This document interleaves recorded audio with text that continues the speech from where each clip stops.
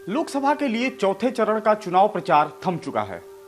अब इस चरण की सीटों पर कल यानी 13 मई को वोटिंग होनी है। यानी अब कमान के साथ साथ प्रत्याशियों की किस्मत सीधे तौर पर जनता के हाथ में है। चौथे चरण के लिए राजनीतिक दलों ने अपनी पूरी ताकत झोंकी। चौथे चरण में उत्तर प्रदेश के 13 सीटों पर भी मतदान होना है। उत्तर प्रदेश में ये चरण भाजपा के लिए बहुत मायने रखता है, क्योंकि इस चरण में बीजेपी की साख पूरी तरीके से दांव पर लगी हुई है। इसकी वजह यह है कि 2019 के चुनाव में इन सभी सीटों पर बीजेपी को जीत मिली थी, वह भी अच्छी खासी मार्जिन से। वहीं सपा मुखिया की प्रतिष्ठा भी यहां फंसी हुई है।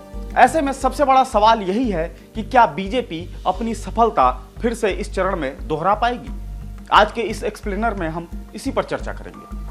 नमस्कार, मेरा नाम है मार्तंड सिंह और आप देख रहे हैं डेली लाइन। लोकसभा चुनाव 2024 के लिए यूपी में चौथे चरण की 13 सीटों पर 13 मई को वोटिंग होनी है। अवध, तराई और सेंट्रल यूपी के कुल 13 जिलों में होने वाले चुनाव में बीजेपी और सपा कांग्रेस के बीच ही लड़ाई है। हालांकि बहुजन समाज पार्टी ने अपने कैंडिडेट इस प्रकार चुने हैं जिसके चलते उसने कई सीटों पर लड़ाई को त्रिकोणीय बना दिया है।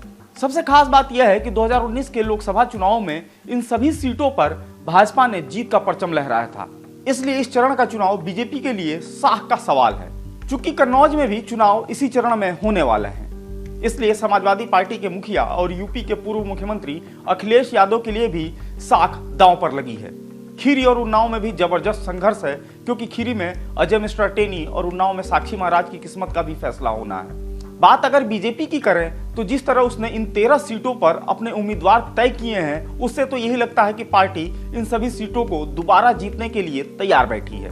पार्टी ने अधिकांश सीटों पर अपने सांसदों को फिर से टिकट दिया है। मतलब सीधा है कि उन्हें भरोसा है कि उनके सांसदों ने जनता को नाराज नहीं किया है। बीजेपी ने केवल कानपुर और बहराइच में अपने प्रत्याशी बदले हैं। इसके पीछे दरअसल एक कारण और है। बीजेपी ने 2019 के लोकसभा चुनाव में इन 13 सीटों में से करीब 10 सीटों पर 12 से 32% अधिक मतों से चुनाव जीता था। बीजेपी के लिए इस बार संतोष की बात है कि उसके साथ इस बार रालोद भी है, जो पिछली बार समाजवादी पार्टी के साथ थी।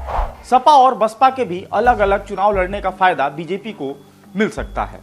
पिछली बार कन्नौज, मिश्रिक और इटावा में ही सपा बसपा बीजेपी को टक्कर दे सकी थी। उसमें भी कांटे की टक्कर तो केवल कन्नौज में ही हुई थी।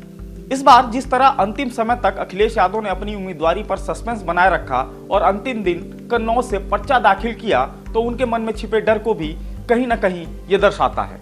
दरअसल कन्नौज से समाजवादी पार्टी ने अपना उम्मीदवार अखिलेश यादव के भतीजे पूर्व सांसद तेज प्रताप यादव को घोषित किया था, जिस पर पर्चा दाखिले के अंतिम दिन जिस तरह अचानक अखिलेश ने अपना नामांकन दाखिल किया, उसका अर्थ राजनीतिक विश्लेषक या राजनीतिक गलियारों में यही निकाला जा रहा है कि वो अपनी जीत सुनिश्चित करना चाहते थे। इसमें कोई दो राय नहीं होनी चाहिए कि अगर बीजेपी को एक दिन का भी मौका मिल गया होता तो अपनी पार्टी के प्रत्याशी और कन्नौज सीट से निवर्तमान सांसद सुब्रत पाठक को रिप्लेस कर कोई और बड़ा नाम कन्नौज में बीजेपी की तरफ से लाया गया होता। यही कारण है कि नामांकन दाखिल करने की डेडलाइन के 48 घंटे पहले समाजवादी पार्टी ने तेज प्रताप यादव को अपना प्रत्याशी बना दिया। तेज प्रताप यादव का नाम आने के बाद बीजेपी थोड़ी निश्चिंत जरूर हो गई थी। फिर धीरे से नामांकन दाखिल करने के अंतिम दिन अखिलेश ने अपने नाम की घोषणा कर दी। कन्नौज जिले के समाजवादी पार्टी के सूत्र बताते हैं कि यह सब एक योजनाबद्ध तरीके से किया गया ताकि बीजेपी अपना प्रत्याशी न बदल सके। मतलब साफ है, अगर अखिलेश यादव को कन्नौज जैसी सीट पर अपनी हार का डर है तो अन्य सीटों पर क्या स्थिति होगी। राम मनोहर लोहिया को कभी संसद में भेजने वाली कन्नौज सीट समाजवादियों का गढ़ रही है। 1998 के बाद से सपा लगातार यहां जीतती रही है, पर 2019 में भाजपा के सुब्रत पाठक ने समाजवादी पार्टी का यह रिकॉर्ड तोड़ दिया था। सपा बसपा गठबंधन के साथ चुनाव लड़ने के बाद भी डिंपल यादव 12,353 वोटों से हार गई थी। भाजपा ने एक बार फिर पाठक पर भरोसा जताया है। देखना यह है कि अखिलेश यादव यह सीट जीतकर क्या अपनी पत्नी डिंपल की हार का बदला लेते हैं। कन्नौज लोकसभा सीट की अगर बात करें तो 5 विधानसभा क्षेत्र इसके अंतर्गत आते हैं, जिसमें से 4 विधानसभा सीटों पर बीजेपी का पहले से ही कब्जा है। कन्नौज में करीब 16% मुस्लिम और करीब 16% ही यादव आबादी है, जबकि 15% ब्राह्मण, 10% राजपूत समाज हैं। इसके अलावा 39% अन्य समुदाय के लोग रहते हैं। इसमें ज्यादा संख्या दलितों की है। कन्नौज के बाद इस चरण की सबसे चर्चित सीट खीरी है। जीप से कुचलकर हुई किसानों की मौत के बाद अजय मिश्रा टेनी पहली बार यहां जनता की अदालत में है। ब्राह्मण, दलित और कुर्मी बहुलता वाली इस सीट के नतीजों पर यूपी ही नहीं पूरे देश की नजरें होंगी। केंद्रीय गृह राज्य मंत्री अजय मिश्रा टेनी को भाजपा ने यहां से लगातार चौथी बार चुनाव में उतारा है। पिछले 2 चुनाव में जीत का परचम लहराने वाले टेनी को किसानों पर थार चढ़ाने की घटना के बाद पहली बार जनता की अदालत में मौजूद है। इस बार के चुनाव में यह भी साबित होने वाला है कि खीरी की जनता उन्हें इस घटना के लिए जिम्मेदार मानती है या नहीं। अजय मिश्रा टेनी के पास इस बार हैट्रिक का मौका है। अगर वो चुनाव जीतते हैं तो केंद्र सरकार के पास ये कहने का मौका होगा कि अजय मिश्रा टेनी को मंत्रिमंडल से बाहर न करने का उनका फैसला बिल्कुल सही था। गौरतलब है कि किसान आंदोलन के दौरान विरोध प्रदर्शन में थार जीप से कुचलकर किसानों की मौत हो गई थी। किसानों के ऊपर थार चढ़ाने के मामले में टेनी के बेटे आशीष मिश्रा आरोपित हैं। विपक्ष ने जोर शोर से टेनी की उम्मीदवारी को किसान बेल्ट में मुद्दा बनाया है। दूसरी ओर समाजवादी पार्टी ने भी इस बार नए चेहरे उत्कर्ष वर्मा को यहां से टिकट दिया है। खीरी संसदीय सीट में 5 विधानसभाएं आती हैं: सदर, गोला, पलिया, श्रीनगर, निघासन। टेनी के लिए मुश्किल यह है कि पलिया के विधायक रोमी साहनी, गोला गोकर्णनाथ के विधायक अमन गिरी और निघासन के विधायक शशांक वर्मा सभी बड़ी रैलियों से गायब रहे हैं।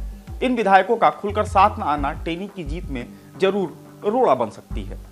खीरी के बाद प्रदेश की राजधानी लखनऊ से सटी उन्नाव सीट के नतीजे पर भी सबकी नजरें रहेंगी, क्योंकि पिछले 2 चुनावों से लगातार एक तरफा जीत कर रहे अपने फायर ब्रांड नेता साक्षी महाराज पर तीसरी बार भारतीय जनता पार्टी ने भरोसा जताया है।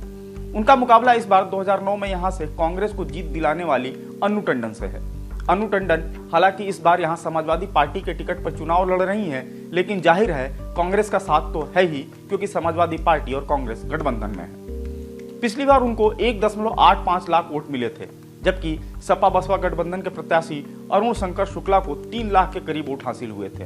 यानी विपक्ष का कुल वोट यहां लगभग 33% था, जबकि पिछली बार बीएसपी भी साथ थी। भाजपा ने अकेले यहां 56% से अधिक वोट हासिल किए थे। चौथे चरण में शाहजहांपुर, धरौरा, सीतापुर, हरदोई, मिश्रिख, फर्रुखाबाद, इटावा, कानपुर, अकबरपुर और बहराइच सीट पर भी वोटिंग होगी। इन 10 सीटों में से 5 यानी शाहजहांपुर, हरदोई, मिश्रिख, इटावा और बहराइच दलित बहुल इलाकों वाली सुरक्षित सीटें हैं। इन सीटों पर इस बार विपक्ष को बीएसपी का साथ नहीं मिला है। जाहिर है इसका नुकसान उन्हें उठाना पड़ सकता है। वहीं बीजेपी इन सीटों पर जरूर थोड़ी निश्चिंत दिखाई पड़ रही है। अब ऊंट किस करवट बैठेगा ये तो वक्त बताएगा। फिलहाल आप फॉलो करते रहें हमारे डिजिटल प्लेटफॉर्म डेली लाइन को।